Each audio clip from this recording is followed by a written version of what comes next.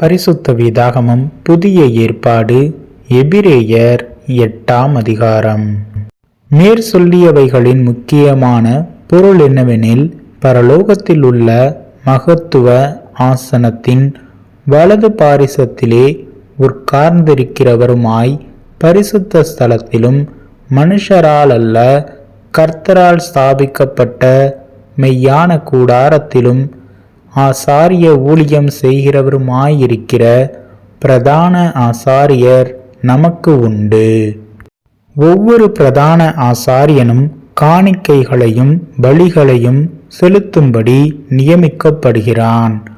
ஆதலால் செலுத்தும்படிக்கு ஏதோ ஒன்று இவருக்கும் அவசியம் வேண்டியதாயிருக்கிறது. பூமியிலே அவர் இருப்பாரானால் ஆசாரியராயிருக்க மாட்டார். ஏனெனில் நியாயப்பிரமாணத்தின்படி காணிக்கைகளை செலுத்துகிற ஆசாரியர்கள் இருக்கிறார்களே. இவர்கள் செய்யும் ஆராதனை பரலோகத்தில் உள்ளவைகளின் சாயலுக்கும் நிழலுக்கும் ஒத்திருக்கிறது. அப்படியே மோசே கூடாரத்தை உண்டு பண்ணுகையில் மலையிலே உனக்கு காண்பிக்கப்பட்ட மாதிரியின்படியே நீ எல்லாவற்றையும் செய்ய எச்சரிக்கையாயிரு என்று தேவன் அவனுக்கு கட்டளையிட்டார். இவரோ விசேஷித்த வாக்குத்தத்தங்களின் பேரில் ஸ்தாபிக்கப்பட்ட விசேஷித்த உடன்படிக்கைக்கு எப்படி மத்தியஸ்தராயிருக்கிறாரோ அப்படியே முக்கியமான ஆசாரிய ஊழியத்தையும் பெற்றிருக்கிறார்.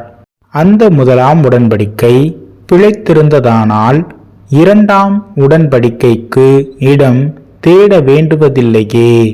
அவர்களை குற்றப்படுத்தி அவர்களை நோக்கி, இதோ கர்த்தர் சொல்கிறதென்னவெனில், இஸ்ரவேல் குடும்பத்தோடும் யூதா குடும்பத்தோடும் நான் புது உடன்படிக்கையை ஏற்படுத்தும் காலம் வருகிறது.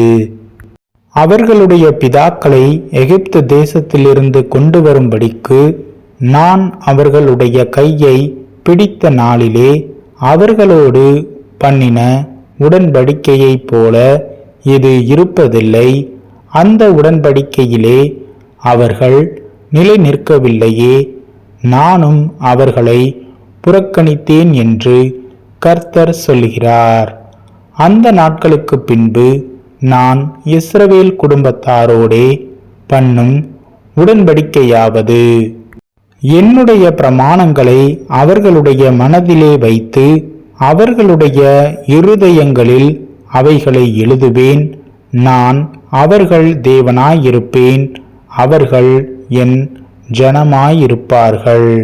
அப்பொழுது சிறியவன் முதற்கொண்டு பெரியவன் வரைக்கும் எல்லாரும் என்னை அறிவார்கள்.